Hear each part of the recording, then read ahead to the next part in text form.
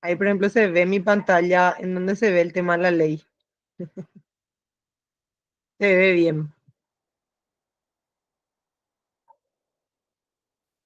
Sí, súper bien se ve.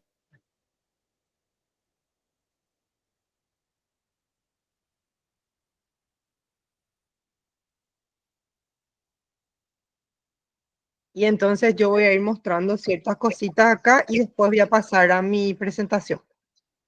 Súper.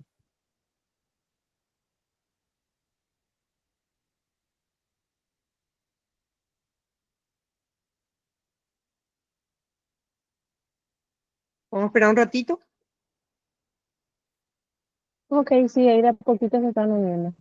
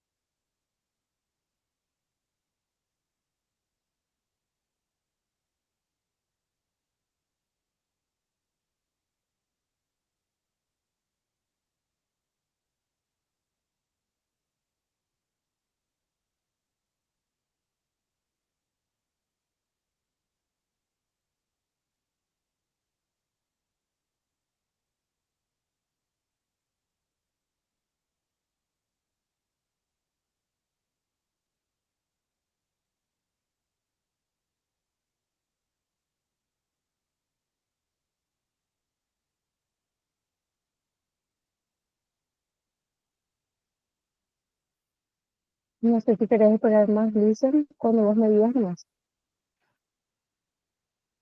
No, o sea, yo no tengo ningún problema. Yo puedo ir arrancando porque total, como habíamos hablado con la profe Lelis, yo le voy a decir profe porque fue mi profe. Por más de que ahora sea mi compa de trabajo, yo quiero que sea un intercambio de conocimientos. Entonces, no pasa nada, podemos empezar ahora. Entonces, en honor a la gente que ya se conectó, les saludo a todos. Hola a todos. Súper. Entonces, como dijo aquí la licenciada Silvia, en honor al tiempo, vamos a dar la apertura a la charla. Entonces, te saluda la licenciada Belén González, voy a estar como moderadora, así que cualquier cosita a las órdenes. Para hoy tenemos Genial. una reunión científica titulado Banderas Clínicas y su importancia para el ejercicio de la profesión, a cargo de la licenciada de Quimioterapia, Silvia Cuevas. Te cedo nomás ya entonces, Licen. Excelente. Nosotros somos poquitos, pero vamos a hablar y vamos a tratar de aprender de todos. Yo siempre empiezo nombrando a esta página, a esta ley que es tan importante para nosotros, que es la ley del ejercicio profesional. Todos conocemos nuestra ley, pero eh, se me hace muy loco, entre paréntesis, o se me hace muy extraño que muchos no conozcamos el alcance de la ley, ¿verdad? Entonces, normalmente yo suelo arrancar preguntando al auditorio cuando hablo de banderas clínicas, cuando hablo de este tema que a mí me apasiona mucho, eh, que ya tiene hace mucho tiempo, ya tiene largo tiempo de ser conocido en el mundo, ¿verdad? Pero que increíblemente acá en nuestro país todavía no se maneja mucho el concepto entre los kinesiólogos. Se me tocó dar charlas y asistir a talleres y otro tipo de intercambios académicos en donde no siempre nosotros los kinesiólogos conocemos el alcance de nuestra ley. A mí me gusta mucho empezar diciendo que la nuestra, esta 6.346, es una ley bastante importante de conocerla, de abrazarla y de empoderarnos. Y lo que siempre saco a relucir cuando hablo de banderas clínicas es, desde el capítulo 2 del ejercicio de la profesión, que se considera como ejercicio de la profesión para nosotros el diagnóstico, el pronóstico y el tratamiento. Entonces, muchas veces nosotros nos olvidamos de esa parte. Estamos directo en el tratamiento porque nos llegan los pacientes con un tipo de orden médica, ¿verdad? En otros ámbitos le llamamos interconsulta más que orden médica, porque la palabra orden a veces parece muy heavy, muy fuerte, muy dictatorial. Eh, y me van a decir ustedes en el chat o me van a interrumpir, porque quiero que sea un diálogo, que muchas veces estas órdenes vienen cargadas de diagnósticos, entre comillas, que nos dan a nosotros, los kinesiólogos, herramientas para trabajar. En algunas ocasiones entorpecen un poquito el trabajo sin ánimo de generar roncha o cizaña o lo que fuera con nuestros pares, pero es una realidad. Entonces, volviendo al tema, este artículo 4, estos incisos, hablan de que nosotros estamos en la primera línea de atención. ¿Y qué implica para nosotros estar en esa primera línea de atención con una capacidad autónoma, individual y multidisciplinaria o interdisciplinaria? Implica mucho conocimiento, mucha lectura eh, de las patologías. Y con esto abro. ¿Por qué abro con esto? Ahora voy a cambiar, voy a ir ya directo a mi diapositiva, porque me van a avisar cualquier cosa si no se está presentando, lo que fuera, porque el reconocimiento de la patología nos hace nosotros más ávidos, nos da un camino más claro para seguir, nos va a sacar de cometer errores, ¿verdad? Igual los vamos a cometer, claro que sí, porque la medicina va a avanzar y vamos a ir conociendo siempre cada vez más cosas, pero me parece importante e interesante que desde nuestra ley y la gran responsabilidad que tenemos, conocer nuestras banderas clínicas. Ahora vamos a entender un poquito qué son estas banderas, por qué es importante detectarlas, ¿verdad? Y yo quiero que en cualquier momento ustedes me hablen, me digan lo que quieran decirme, me comenten sus experiencias inclusive. Entonces, esta charla va a ir más acoplada a la lumbalgia, porque los artículos que le voy a presentar y demás van más relacionados a patologías vértebro-lumbares o inclusive cervicales, ¿verdad? Pero me parece también importante mencionar que esta patología, si se quiera llamar patología o discapacidad, si se quiera llamar discapacidad, desde el 2014 y contando, se estima inclusive hasta el 2030 ya en estudios nuevos, ¿verdad? Que va a ser o es una causa importante de discapacidad, si no es la primera. Está muy estudiado, está muy investigado, ¿verdad? Aún así, no estamos encontrando el camino, ¿verdad? Y dentro de la lumbalgia es importante reconocer estas banderas clínicas. Entonces, claro que es importante prevenir y gestionar mejor a esta discapacidad ya o patología. Entonces, ¿por qué es importante? Porque hay grandes costes de salud pública, tiempo perdido, plata perdida, porque se estudió mucho a nivel laboral, sobre todo en Europa, tiene una alta tasa de recurrencia y también de prevalencia. Lo que nos dice es que la persona va a volver a experimentar dolor y que aumenta con el envejecimiento de la población, ¿verdad?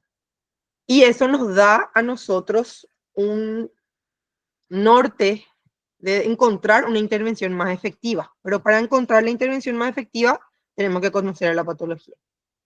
Entonces, hay muchos enfoques, sin embargo, sigue teniendo grandes costes de salud y en este estudio, de esta revista tan importante, inclusive nos da una señal importante de alerta de que se está gastando más inclusive que otras patologías como el cáncer, como las enfermedades cardiovasculares.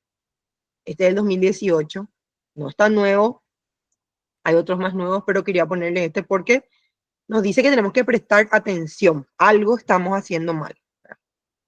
Entonces, en este momento en donde nosotros tenemos tanta hambre de explicaciones de por qué pasan las cosas, el gran desafío nuestro es cambiar de forma cultural para poder ver lo que es importante. Y en este caso, nuestro objetivo va a ser detectar las señales de alerta en pacientes con dolor lumbar. Entonces, rápidamente, nombrando algunos, ¿qué es lo que es la lumbalgia? Es un trastorno que es multidireccional, que persiste, que es muy incapacitante, pero que no es una medida precisa de patología de tejido local. Eso ya sabemos todos aquí, claramente, ¿verdad? Es una interacción súper constante, en donde hay una parte física que podría llamarse como una exposición a la cara, como un desacondicionamiento, claro que sí, pero que también tiene otros factores como psicológicos, económicos, culturales, y vamos a encontrar miles y miles y miles de evidencia en la literatura. Entonces, volvemos a recalcar que esta es una interacción constante de muchos factores, de comorbilidades, de inclusive cargas genéticas que llevan a ese disability, ¿verdad? Al paciente dentro de una experiencia del dolor que se estudia a nivel central, a nivel nociceptivo, además. Entonces, teniendo todo en cuenta lo que vimos ahora en este pequeño resumen, ¿verdad? porque no voy a hablar mucho de la patología, sino más de las banderas, es que ya no es necesariamente importante hablar solo de la parte patológica, anatomopatológica, ¿verdad? Sino que necesitamos otra perspectiva, ¿verdad? Y dentro de esa perspectiva, la necesidad de aceptar que esos pacientes nuestros no son unos paquetes, ¿verdad? De engranajes solamente. Claro que nosotros tenemos que conocer esos engranajes y cómo funcionan, pero no es tan simple como eso, ¿verdad? Entonces, dejándole otra, otra literatura para leer, para que tengan en cuenta, ¿verdad? Que en esta afección hay mucha desigualdad en los niveles y en la complejidad respecto al dolor, a la angustia y a la discapacidad, ¿verdad? Y me gusta mucho mostrar esta imagen en donde se ve a una persona que tiene una cortadura de papel en el dedo y hay un contexto diferente, ¿verdad? En donde muestra a un jugador de fútbol que por supuesto para él esta afección no tiene mucha significancia, sin embargo para un músico que utiliza las manos para su profesión tiene una significancia súper importante, ¿verdad? Podríamos dar otro ejemplo, podríamos decir un esguince de tobillo, ¿verdad? Para quién va a tener más significancia. Entonces acá es importante el pensamiento crítico y ese razonamiento clínico multidireccional. Y tener en cuenta que a pesar de que nosotros vamos viendo variables que corregir o personas a quien ayudar, no siempre o sea, que hay que entender que este dolor que presenta el paciente tiene una carga emocional y está ligado a las patologías que estamos viendo más y más últimamente. Hay muchos objetivos. Me gusta mucho también esta frase de la diabetes no es la glucemia alta. Lo mismo pasa con la lumbalgia. Entonces, es para ponernos en contexto de nuestras banderas. Ya habiendo hablado de esto, ya sabemos que es única para cada individuo, que es variable, que es fluctuante y que no es excluyente. Entonces podemos entrar a hablar ya de nuestras banderas clínicas y de su importancia en patologías de la columna lumbar. Entonces, nosotros tenemos un razonamiento multidireccional, clínico, crítico, ¿verdad? Que nos da una hipótesis cuando evaluamos al paciente, sea cual será la herramienta que utilicemos para evaluar a nuestro paciente. Nos da una hipótesis, ¿verdad? Que nosotros tenemos que comprobar y tratar. Y aquí dentro de esta hipótesis aparecen las banderas clínicas. Y este señor, este autor, hace una cita tan elocuente al decir que así, de la misma manera que vos no puedes conducir un automóvil sin tu registro, no deberías de poder tratar a pacientes con dolor lumbar sin conocer las banderas clínicas, ¿verdad?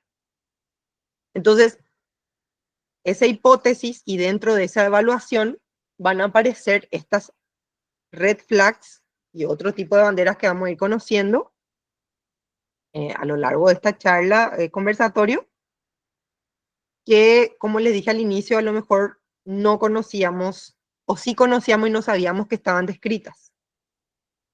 Entonces empezamos hablando de que estas banderas nos pueden llevar a un tipo de diagnóstico diferencial, como ser algún problema físico, psicológico, social, arraigado al estilo de vida, alguna comorbilidad o un factor que no se puede modificar incluso del paciente. Entonces, en todos estos factores, más nuestra evaluación y nuestros recursos, vamos a poder determinar si el paciente en efecto va a ser apropiado para el manejo nuestro, ya sea con la técnica que elijamos, ¿verdad? Acá sabemos varias personas que podemos hacer o estar formados en un tipo de técnica o de tratamiento específico que son como herramientas de nuestra caja de tratamientos, pero esto es lo que hace que nosotros podamos decir para este sí, para este no, o poder modificar. Y entonces, de vuelta a mencionar que dentro de esa modificación de factores van a estar algunos con los que el paciente va a venir, ¿verdad? Unas creencias, unas emociones y conductas que nosotros podríamos modificar en pos de la recuperación del paciente, pero que también va a poder venir cargado de factores que no se van a poder modificar a lo largo de la vida y el tratamiento del paciente. Entonces, aquí les muestro una pequeña reseña gráfico, ¿verdad? De este autor, ya del 2005, en donde se mezclan incluso estos factores muy importantes que hay que considerar en el diagnóstico y la clasificación, que se nombran dentro de los criterios de bandera clínica que vamos a ir viendo también. Y que a pesar de que puede haber un dolor local o una lesión tisular con una respuesta motora, van a haber factores que van a influir inclusive en esa respuesta. Y estos son factores que se pueden convertir en estos signos clínicos que pueden lastimosamente empobrecer nuestro trabajo. Empobrecer digo porque dificultar sería la palabra más adecuada. Y ver si realmente, según este algoritmo que vemos, no hay una resolución o una adaptación como nosotros queremos, que tenemos que ir a otros eslabones para ver si es que no corresponde otro tipo de tratamiento. ¿Hasta acá todo bien?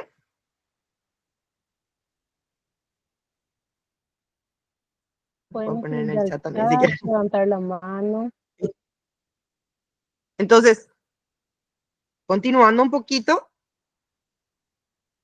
vamos a ver que en la literatura vamos a encontrar que el dolor lumbar se va a relacionar a otras patologías importantes, ¿verdad? Que van a tener un porcentaje que pueden caer en esa patología importante que nosotros como kinesiólogos tenemos que conocer. Este diagnóstico diferencial que, como habíamos hablado al inicio, la ley nos permite ser soldados de primera línea, nos permite el diagnóstico, nos da autonomía, pero esa autonomía se tiene que ver reflejada con el conocimiento profundo y responsable de las banderas clínicas. Entonces acá un pequeño resumen de los dolores mecánicos, no mecánicos y referidos que pueden deberse a otras patologías que no tienen nada que ver, ¿verdad?, con la estructura de la columna lumbar. Y, ojo, ¿verdad?, que ya existen varios profesionales que han hecho un análisis o una documentación por parte del kinesiólogo de estas banderas en la ficha clínica, por ejemplo, como este caso, ¿verdad? Y nos hemos encontrado que no hay una descripción de esta documentación de forma correcta, ¿verdad? Entonces el tema es muy relevante considerando que los pacientes tienen ese acceso directo a nosotros. Entonces aquí se une un poquito ese preámbulo que hice al inicio y que ya hay una literatura al respecto de que nosotros ni siquiera a veces asentamos en la historia clínica que existen estos hallazgos que podrían representar un problema crítico para el paciente. Y por ende, muchas veces no existen estos hallazgos o estas derivaciones que deberían de ser pertinentes.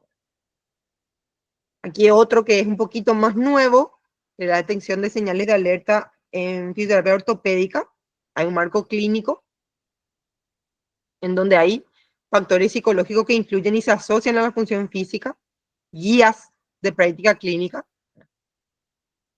y tener en cuenta que el dolor va a predecir el desarrollo también de otras alteraciones como ansiedad, catastrofismo, ¿verdad? Mientras que otros factores psicológicos van a predecir la disminución de la función. Y tener en cuenta estos globitos que se relacionan muy intensamente, internamente entre sí. Entonces, ya entrando en nuestro tema, estas son las banderas más conocidas. Se dividen más en clínicas y biopsicosociales o psicosociales, y vamos a tener 5 más importantes. Hay otra nueva que se agregó hace poco, no está en esta presentación, pero es la bandera rosada. Entonces vamos a tener esta roja y anaranjada más relacionada a indicadores biomédicos y indicadores de patologías graves, posibilidad de patologías graves, que indicarían para nosotros la derivación urgente del paciente. ¿Verdad? Después tenemos las psicosociales, en donde todo ese marco inicial del que yo le hablé, del problema biopsicosocial, del contexto, de la parte laboral, también están representadas en banderas y van a representar un obstáculo en la recuperación del paciente. Y finalmente, cada una de estas banderas va a tener una repercusión o una derivación con la educación pertinente y la adaptación al entorno. Entonces, estas son nuestras banderitas y vamos a ir mencionándolas una a una. Acá tenemos otro marco de señales de alerta para posibles patologías de columna. Vamos a tener que tiene un nivel de importancia y de prestar atención a estas señales que se van a relacionar mucho a esas banderas, y cuanto más rojo, sabemos que por el semáforo desde chicos no nos enseñan que hay que parar, hay que atender, algo pasa. Entonces, varias literaturas ya mencionan y ya hay un marco internacional. Pueden hacer screen de pantalla y pueden buscar, esto está, ¿verdad? Para que lo lean en forma extensa, bien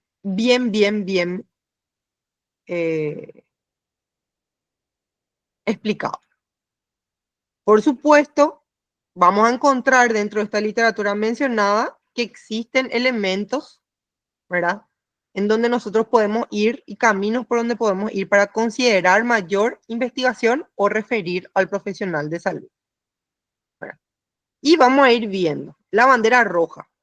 Acá, obviamente, es un conjunto de signos y síntomas que presentan, que son a pacientes que son candidatos a una derivación médica,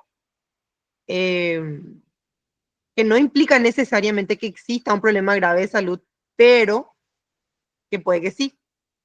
Y la literatura dice que puede ocurrir inclusive en el 1% nomás de los casos, pero ¿qué pasa si justo entra dentro de ese 1% de los casos? ¿Verdad? No pasa mucho en nuestro ambiente porque la mayoría de los pacientes, por una cuestión cultural, por una cuestión sanitaria, van antes al personal médico y luego pasan junto a nosotros, ¿verdad? Pero dentro de esos diagnósticos en el consultorio se pueden presentar a pesar de los diagnósticos anteriores y nosotros tenemos que saber reconocerlos. En el 2007 ya se clasificó a estas banderas en 3 categorías importantes, sobre todo estas rojas, en donde en esta categoría 1 ya la derivación es inmediata, y la 2 y 3 requerían más de pruebas físicas y análisis. Entonces, en esa categoría 1, dice ya en el 2007 Sizer y sus colaboradores que ni hablas, le derivas.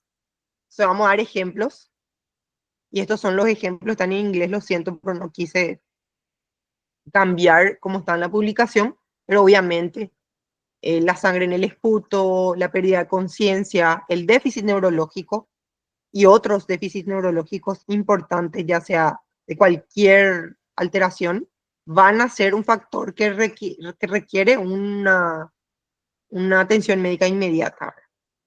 Después están otros factores como la edad, como la fiebre, como historia de cáncer en el paciente, otro tipo de desorden metabólico, que nos van a hacer tener más cuidado y ahondar más en los detalles de su historia clínica para ver si esos factores están cubiertos en el tratamiento actual del paciente. Y van a haber otros que van a requerir más pruebas, ¿verdad? Como el reflejo anormal, como parestesias o un dolor referido a inexplicado, por ejemplo. Entonces, para hacer un resumen, vamos a tener que algunas se van a relacionar más a una historia de trauma, a la edad, a una historia de patología cancerígena, eh, de vuelta a bandera roja, a una patología como infecciosa, o sea, la presencia de una temperatura siempre va a ser motivo de preocupación. Nos enseñan desde segundo año o tercer semestre, segundo semestre, esa tetrada de calor, rubor, dolor, ¿verdad? Entonces, a tener en cuenta eso. Por supuesto, la pérdida inexplicable de peso, una situación reciente de infección, una situación de inmunosupresión, un dolor que aparece nocturno y en reposo, por supuesto. ¿Cómo puede explicar un dolor en el reposo? ¿Verdad? Es una llamada de atención, una bandera roja. Y estas señales más visibles, por así decir, como el déficit neurológico, progresivo, severo, las disfunciones esfinterianas y también las anestesias, que están mucho más estudiadas en la columna lumbar. Tenemos cierta guía, ¿verdad? Cuando examinamos al paciente, cuando hacemos esa hipótesis que habíamos hablado anteriormente, ¿verdad? Y vamos categorizando dependiendo a dónde nos encontramos con el paciente. Y ahí, esta presencia de banderas rojas nos va a hacer ir por caminos dependiendo a lo que vamos encontrando, que habíamos hablado ya. Hay un pequeño resumen de una guía que traduje en el siguiente, ¿verdad? Que obviamente que si hay presencia de bandera roja, si es una categoría 1, hay que referir inmediatamente. Si hay una categoría 2, más pruebas, ¿verdad? Si hay una categoría 3, inclusive ya nos da otro tipo de pruebas que podríamos hacer en el consultorio para después considerar una derivación más completa, ¿verdad? Entonces hasta acá creo que no hay dudas. Eso sería la bandera roja. La bandera naranja, con la entrada de todos estos factores biopsicosociales dentro de nuestro léxico médico y conocimiento y el estudio de estos, se fueron reconociendo estas banderas que están muy asociadas a trastornos psiquiátricos. Ahí damos ejemplos como por ejemplo la depresión, la ansiedad, ¿verdad? Y se nombra también un poco las banderas amarillas porque están muy relacionadas a cómo se afronta el dolor. Y como ya vimos que es muy recurrente, que es muy discapacitante, está muy estudiado en patologías lumbares. O sea, hay una prevalencia muy alta de trastornos psiquiátricos en pacientes que tienen trastornos del movimiento. Entonces, si nosotros como kinesiólogos sabemos de entrada y la literatura nos dice que esta prevalencia es alta, deberíamos de poder reconocer estas banderas. Deberíamos de poder reconocer a los instrumentos que nos van a ayudar a manejar mejor a los pacientes. Y aquí hablamos de depresión, de estrés, de ansiedad, de trastornos de la personalidad, de cambios de humor, de trastornos relacionados a demencia y de esquizofrenia. Por supuesto que muchos me dirán, pero nosotros no somos psiquiatras, psicólogos. Evidentemente no lo somos, pero más de uno acá coincidirá conmigo que están muy relacionadas a nuestros pacientes que tienen dolor de larga data, o nuestros pacientes que tienen múltiples tratamientos, que fueron a varios médicos y no encontraron una resolución para el problema que les aqueja. Entonces, habría que reconocer a estas banderas cuanto antes los reconocemos, mejor el tratamiento que le podemos ofrecer al paciente. Y estas derivaciones al psicólogo, al psiquiatra, yo le preguntaría aquí a más de uno, me va a decir, ¿cómo haces? ¿Cómo haces para que dentro de nuestra idiosincrasia este paciente recurra a un profesional de salud mental sin tapujos, sin presentar problemas, ¿verdad? Y hay herramientas que vamos a ir mencionando a lo largo de la charla, como por ejemplo estas que se mencionan en este slide, que nos pueden servir para que la derivación sea más, no precisa, pero más fundada. Tenemos a la bandera amarilla, que se usa para diferenciar factores de riesgo psicosocial, ¿verdad? Y se identifican también la depresión, la ansiedad, la catastrofización del dolor, la kinesofobia, y nos dan más a nosotros la pauta de modificar la rehabilitación. Siempre teniendo en cuenta esta palabra activa, ¿verdad? Siempre teniendo en cuenta la palabra graduada, siempre teniendo en cuenta la palabra del positivismo, ¿verdad? Entonces, de por sí, los kinesiólogos normalmente contamos con esta habilidad, ¿verdad? En donde enfatizamos todo lo que es la parte activa, ¿verdad? Y tenemos incorporada la graduación de los ejercicios, pero en esta bandera se vuelve mucho más importante. Y tenemos a diferentes tipos de pensamientos y obstáculos y experiencias que se van a presentar en nuestros pacientes, como por ejemplo pensar lo peor de la enfermedad, encontrar esas experiencias dolorosas insoportables. Te informa el paciente que tiene un dolor 10 de 10 y vos le ves caminando bien, se no cuadra un poquito, ¿verdad? Tener una creencia de que si vuelve a trabajar o vuelve a hacer su actividad cotidiana, el dolor va a empeorar. Muchos signos de ansiedad, de preocupación, de angustia, ¿verdad? Mucho miedo a moverse, mucha incertidumbre sobre el futuro, ¿verdad? Que le lleva a tener un cambio de comportamiento al paciente.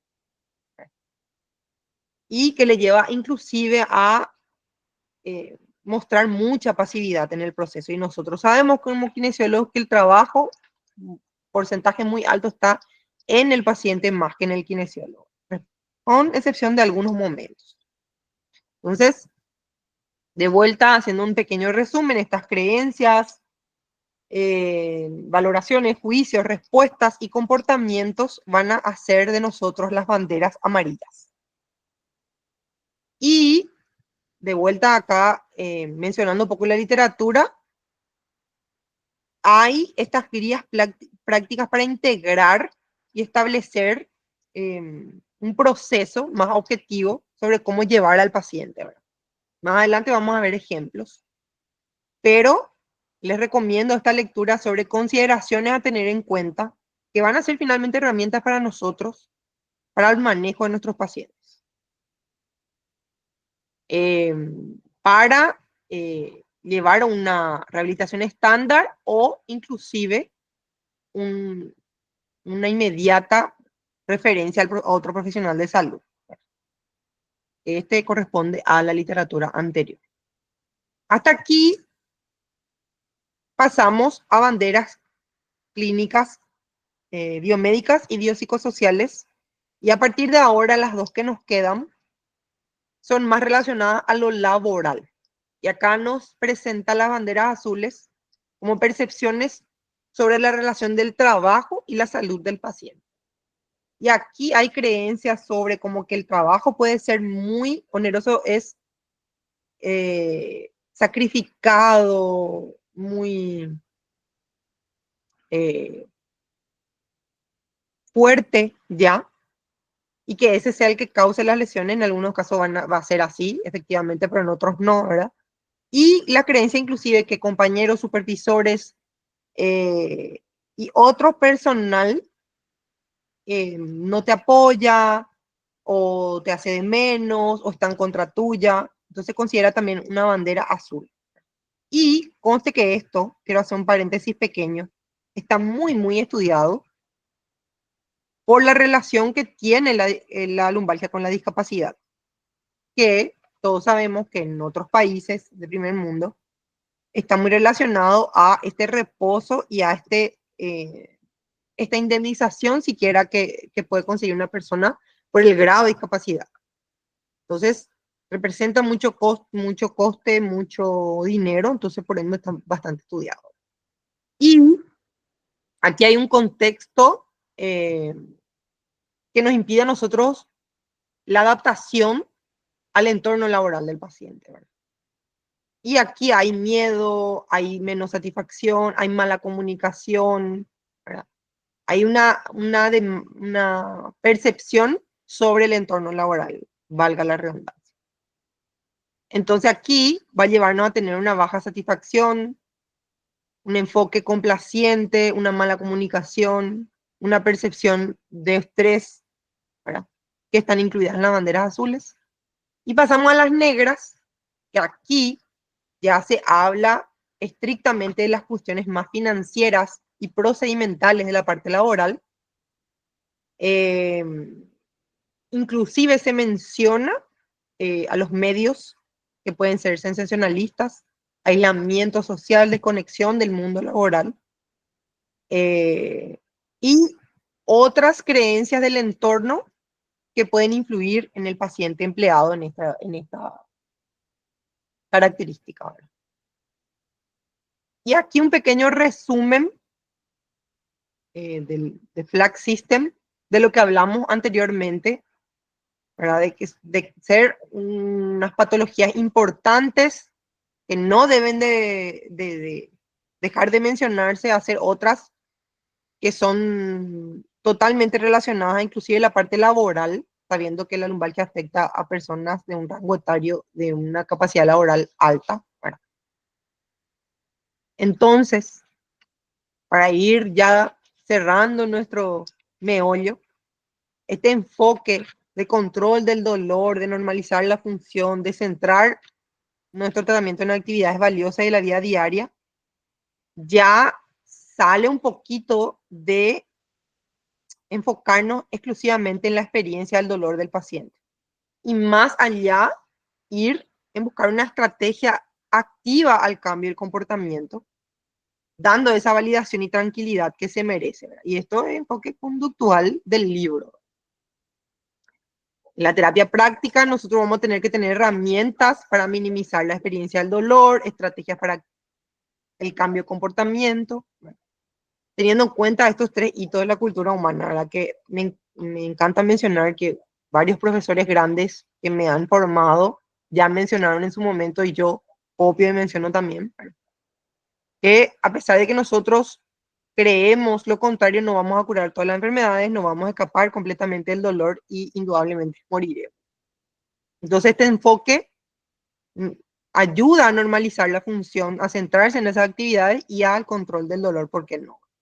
Y hay un esquema de tratamiento en donde se identifican los patrones, las banderas, se identifican algún problema mecánico, se ponen cajitas, yo le puse una de las cajitas que tanto se ve en la literatura, ¿verdad? Inestabilidad, de hipomovilidad, de alguna radiculopatía que centraliza, que no centraliza, y ahí encontramos miles de métodos de enfoques de acuerdo a nuestra formación.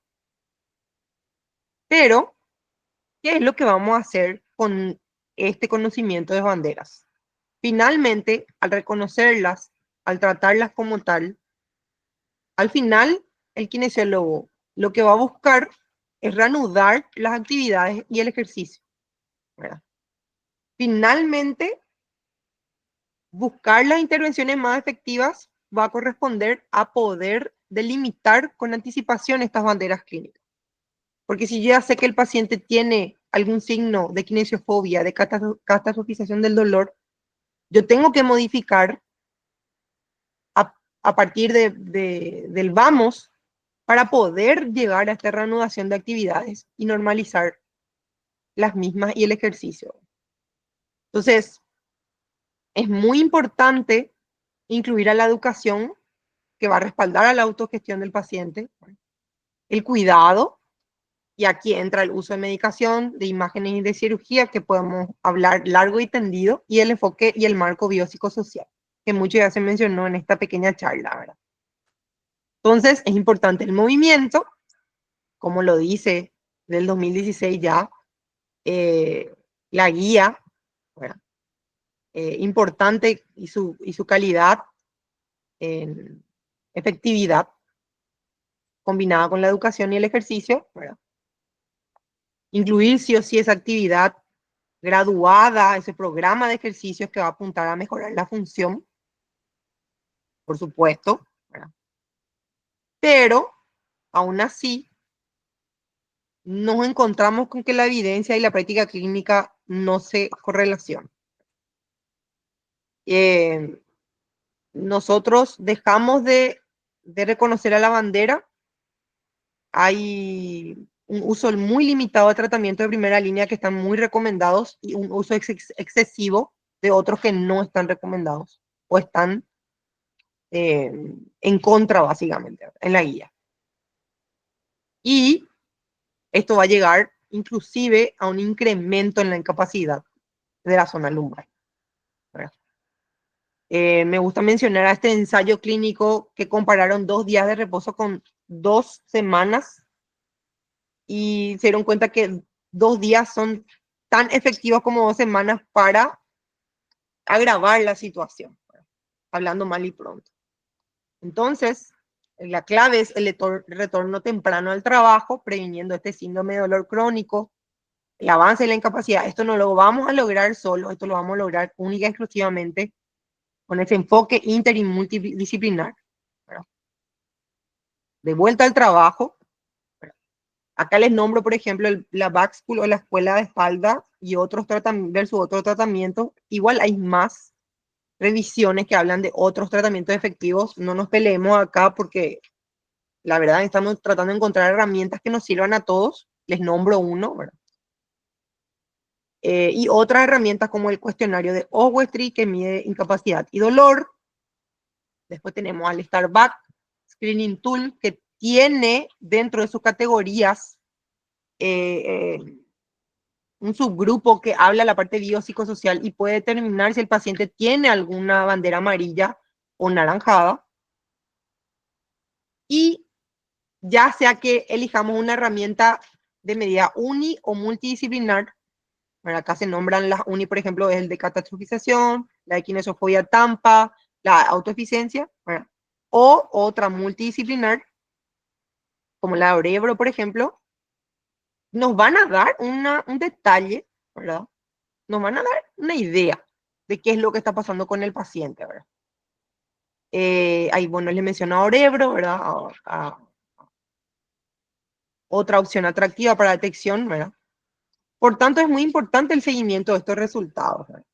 Aquí les muestro algunas de las herramientas que podemos tener a nuestro alcance. Yo sé que hay muchos kines que, así como yo, vamos cambiando un poquito nuestros paradigmas, vamos viendo la literatura, vamos viendo nuestra práctica clínica y si bien alguna que otra prueba tendrá más sensibilidad, especificidad, cuando se trata de estas banderas biopsicosociales, cualquier herramienta para mí es válida. Entonces ahí les dejo. Igual hoy en día uno pone y la inteligencia artificial ya te manda inclusive la solución, ¿verdad? Después de toda esta charla, eh, medio monólogo, ¿verdad? ¿Cuál es lo que es la solución? Y hay mucha literatura que habla de estrategias para implementar mejoras, para rediseñar vías clínicas, para la intervención de la salud, para cambios en políticas de indemnización y reclamo, y para otras estrategias de salud pública y prevención que lastimosamente nuestro país no, por lo visto no están dadas las condiciones, ¿verdad? Para ser implementadas. Y ahora les quiero hacer un pequeño ejercicio. No hace falta que todos prendan su micrófono, si quieren pueden hacerlo, pero aquí yo les muestro un problemita. Acá ya termina nuestra presentación. Para ver si es que ustedes, a partir de este problemita ficticio, pueden reconocer las banderas. Entonces, el primero es una mujer de 28 años con un dolor lumbar intermitente que comenzó de forma insidiosa, no mejora con la actividad física ni la postura. Ella es maestra, está mucho tiempo sentada. Su dolor empeora al final del día. Irradia, no irradia a las piernas, se localiza bien en la zona lumbar, en el glúteo izquierdo. Y en el interrogatorio nos cuenta que lleva 5 años de casada y no tiene hijos, pero está intentando quedarse embarazada. Además, nos cuenta que se le retrasó la menstruación, que está tomando por vía oral algún AINES, ¿verdad? Y en el examen físico encontramos algo como esto. Esto yo saqué de un estudio, no saqué de mi cabecita, no me voy a hacer la intelectual, después le muestro el estudio. Pero este estudio muestra un panel, ¿verdad? Primero, de identificación de banderas. Entonces, ¿alguien aquí se anima a decirme qué bandera identificó?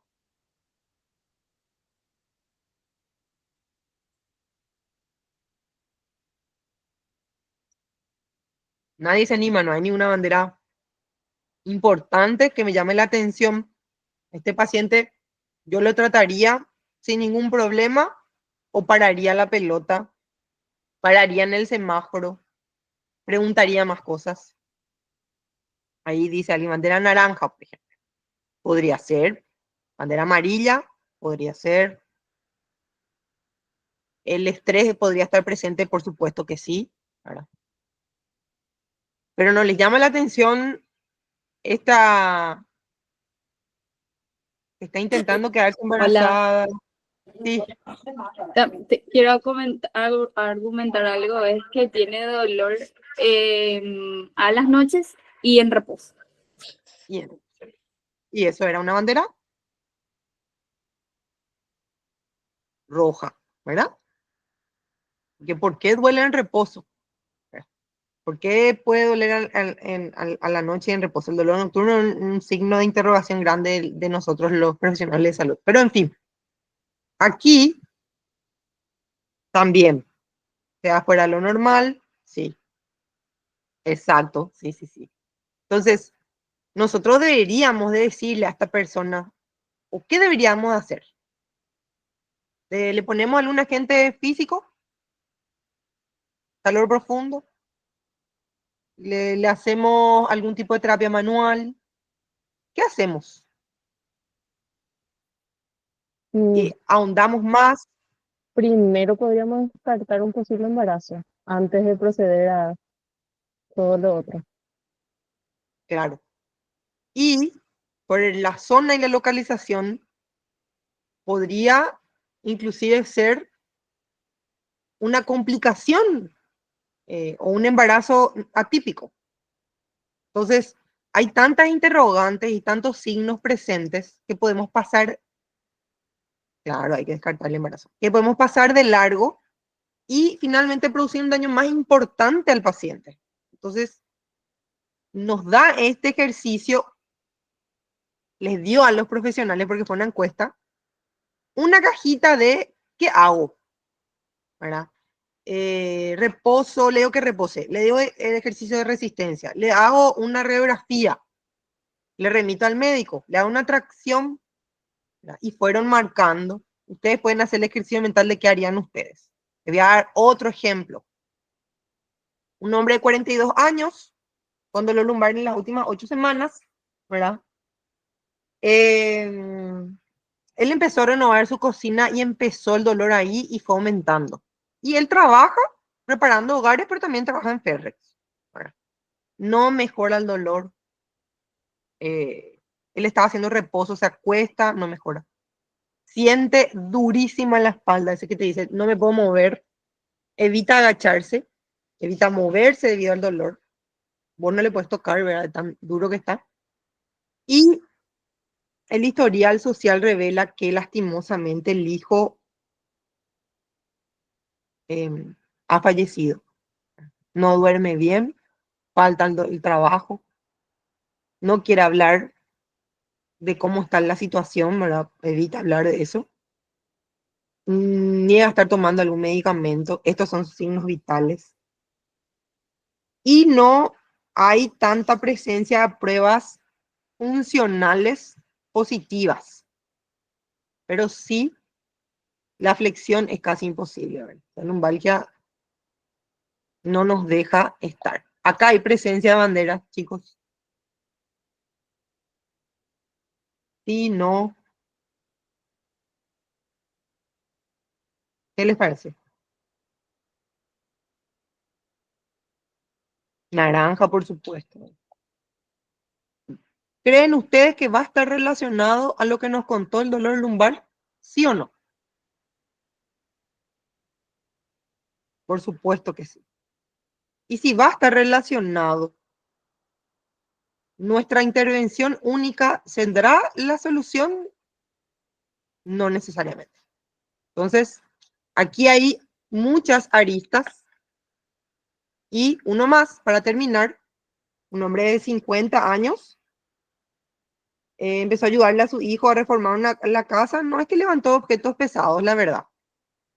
Pero el dolor es continuo, irradia el glúteo izquierdo, no ha vuelto a trabajar, no ha disminuido a pesar de que se acuesta con frecuencia. Le encanta a él jugar al golf, pero ya ni intentó porque dice que le va a agravar el problema. Y está tomando también algún AINES, ¿verdad? Tiene estos signos vitales.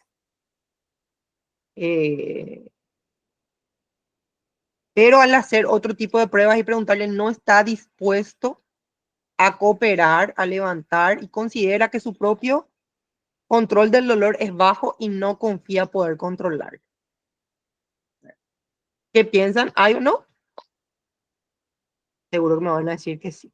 Por supuesto que van a haber banderas presentísimas, ¿verdad?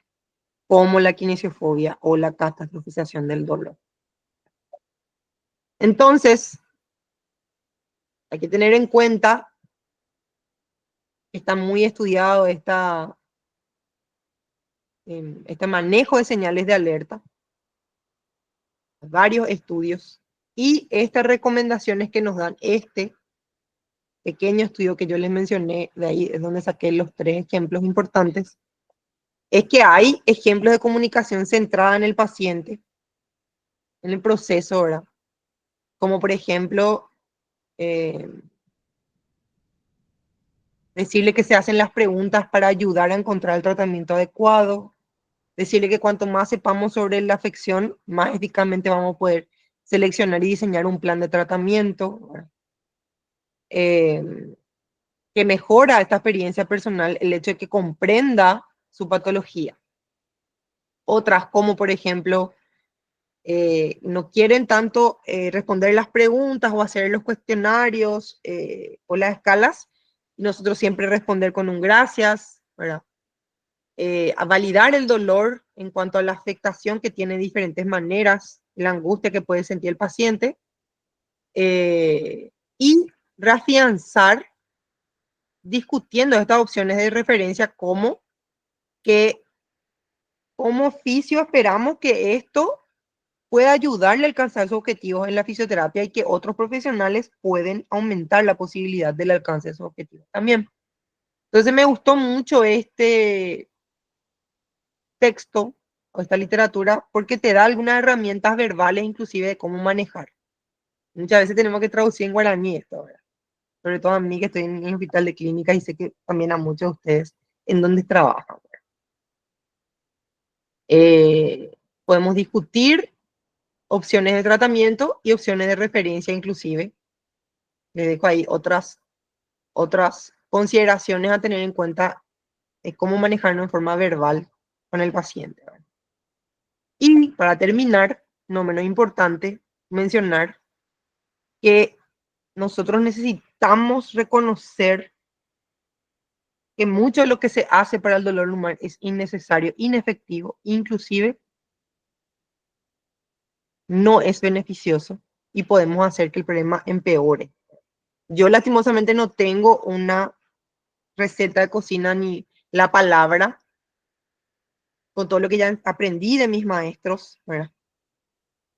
De mis pares y de mis maestros, ¿verdad?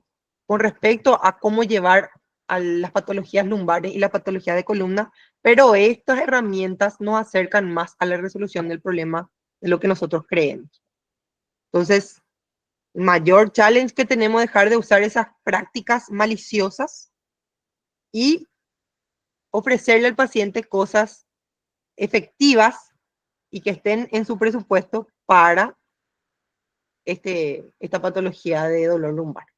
Esto está en un podcast ya mencionado acá, que pueden buscar en The Lancet, está buenísimo. Les recomiendo muchísimo. Yo le agradezco muchísimo la atención, perdonen si es que me extendí mucho, pero me apasiona bastante. Claro que pueden tener acceso a estos lineamientos. Yo les puedo dejar mi número, podemos conversar por WhatsApp y les paso. Tengo un drive que tiene esta literatura. No les digo hoy, pero mañana con seguridad que sí, estas guías les puedo pasar. Les agradezco muchísimo la atención. Está abierto el micrófono a todo lo que quieran decir, por supuesto.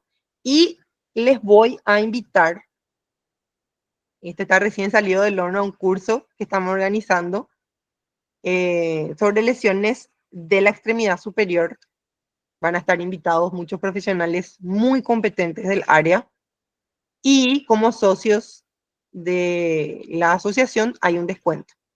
Entonces, a quien les habla, soy secretaria del curso, yo me pongo a disposición, les voy a poner en el mensaje mi número de celular y aquí ustedes me contactan sin ningún problema.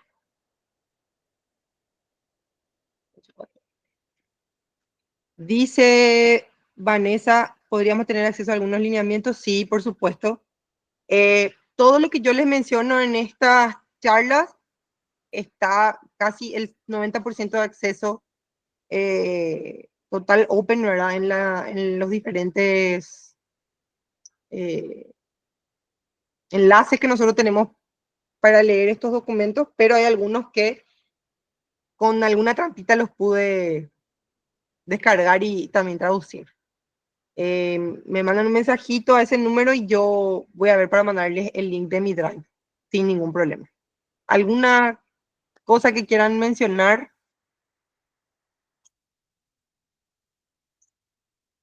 Algo que quieran mencionar, consultar, compartir, está abierto el micrófono. Pueden hablar o escribir sus mensajes también. Está complicado el miércoles. Sí, está complicado la semana después de Semana Santa, ¿verdad? Bueno, antes que se retiren, primero que nada, muchas gracias a Larissa y Silvia por su tiempo, por tomarse valga la redundancia, el tiempo de planear esta pequeña charla, exponer, contar un poco. También gracias a los participantes por compartir acá con nosotros esta charla a la luz. En Muchas el gracias. chat pueden encontrar un mensaje fijado que es el form de Google, donde pueden completar si es que no completaron y tienen el certificado. Entonces, pues con eso se les va a estar enviando. No hay Bueno, de consultas. verdad, mil gracias por su atención. Igual no estoy diciendo nada de otro mundo, esto está muy, yo creo que la mayoría aquí ya maneja estos conceptos y me alegra haber compartido con ustedes este momento. Muchas gracias. Y un último aviso parroquial antes de cerrar. El jueves 22 de mayo a las 19 horas tenemos una charla que va a estar a cargo del licenciado Matías Sampietro, con el señor Julio Brites, con el licenciado Julio Brites como moderador. El tema va a ser Introducción a la rehabilitación, readaptación y reentrenamiento como sistema. Entonces, por ahí se quieren ir anotando, Excelente. jueves 22 de mayo a las 19 horas. Se va a estar haciendo la invitación como siempre, pero ya les damos un adelanto. Yo voy a estar presente. Quiero escuchar. Entonces, si no hay más nada, Gracias, gracias. una vez más, gracias a todos y muy buenas noches.